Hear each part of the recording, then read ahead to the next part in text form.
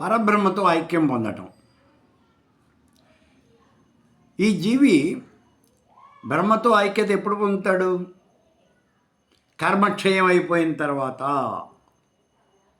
ఇప్పుడు మళ్ళీ అనుమానం వస్తుంది, కర్మక్షయం అయిపోగానే ఈ జీవి భగవంతుడిలో లీనమైపోతాడా, ఐక్యత పొందుతాడా అని. ఇక్కడ మనకి ముక్తి రెండు రకాలుగా చెప్తారు చూడండి. జీవన్ముక్తి, విదేహముక్తి అని రెండు రకాలైన ముక్తులు చెప్పడం జరుగుతుంది. జీవన్ముక్తి అంటే ఈ వ్యక్తి జీవించి ఉండగానే ముక్తి పొందుతాడు, అంటే కర్మ క్షయమైపోతుంది. ఇతను జీవించే ఉన్నాడు, ఇందాక మనం చెప్పుకున్నట్టుగా సంచిత కర్మ నాశనం అయిపోయింది, ఆగామి కర్మ చేయలేదు, ప్రారబ్ధ కర్మ కూడా అనుభవించేసాడు, అయిపోయింది. ఇంకా ఈయనకి ఆయుష్ మాత్రం ఉంది,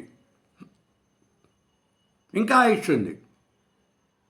మరి ఇప్పుడు కర్మక్షయం అయిపోయింది కదా, ఈయన మోక్షం పొందుతాడా పొందడా? ఆయుష్ ఉంది కదా, మరి ఆయుష్ ఉన్నంతకాలం జీవించి ఉండాలిగా, కాబట్టి ఉంటాడు, పోడు. ఎంతకాలం ఉంటాడు? ఆయుష్ ఎంతకాలం అయితే ఉన్నదో అంతకాలము జీవించే ఉంటాడు.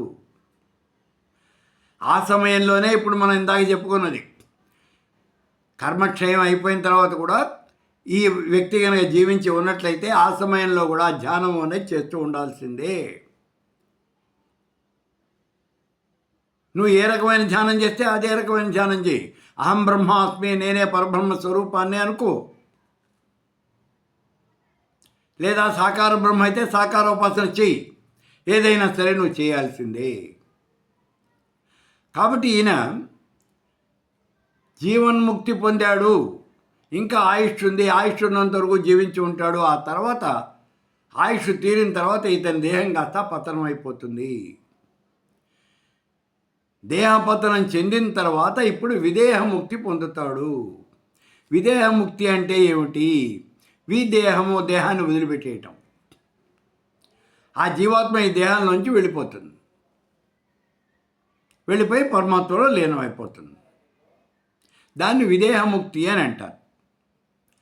కాబట్టి విదేహముక్తి పొందినటువంటి మానవుడు మాత్రమే పరమాత్మలో లీనమవుతాడు. అతనికే మోక్షం అనేది వస్తుంది, అతనే పరమాత్మలో ఐక్యమవుతాడు.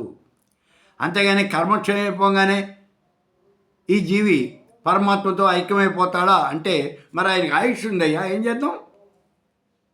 ఆయుష్ ఉన్నంత వరకు బతకాలి కదా, జీవించి ఉండాలి కదా. కాబట్టి ఆయుష్ ఉన్నంత వరకు ఆయన జీవించే ఉంటాడు, అలాగే ఉంటాడు. ఆయుష్ తీరేదాకా అలాగే జీవించి ఆ తర్వాత మాత్రమే ఆయన ఆ పరమేశ్వర స్వరూపంలో లీనమవుతాడు. అయితే ఈ పరమేశ్వర స్వరూపంలో లీనమవటం అంటే ఎట్లా జరుగుతుంది? సాకార బ్రహ్మోపాసన చేసినటువంటి వాడైతే ఉత్తరాయణ మార్గం ద్వారా పరమపదం చేరతాడు, బ్రహ్మలోకం చేరతాడు. అదే నిరాకారోపాసన చేసినటువంటి వ్యక్తి కనుకైనట్లయితే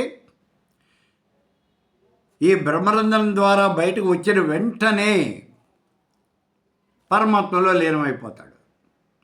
ఎందుకని అంటే ఈ పరమాత్మ అనే చరాచర జగత్తంతా కూడా వ్యాపించి ఉన్నది. కాబట్టి ఆ పరమాత్మలో వెంటనే లీనమైపోతాడు. నిరాకారోపాసన చేసినటువంటి వ్యక్తికి ఫిజికల్ ఎంటిటీ అనేది ఏమి ఉండదు, భౌతికమైన అస్తిత్వము అనేది ఏమి ఉండదు. సాకారాన్ని ఉపాసన చేసినటువంటి వాళ్ళకే భౌతికమైనటువంటి అస్తిత్వము, అంటే వాళ్ళు అంగుష్ట మాత్ర దేహులే, సూక్ష్మదేహ స్వరూపం కలిగినటువంటి వాళ్ళే అక్కడికి పోతారు, పరమపదాన్ని చేరుతారు అని చెప్పారు. కాబట్టి వాళ్ళకే భౌతికమైనటువంటి అస్తిత్వము అనేది ఉంటుంది. కావాలి అనుకుంటే మళ్ళీ వాళ్ళే జన్మించగలరు. ఎవరు? సాకారోపాసన చేసినటువంటి వాళ్ళు మాత్రమే మళ్ళీ జన్మించగలరు. అంతేగాని నిరాకారోపాసన చేసినటువంటి వాడు కావాలనుకున్నా అక్కర్లేదనుకున్నా మళ్ళీ అతని జన్మ అనేది ఉండదు.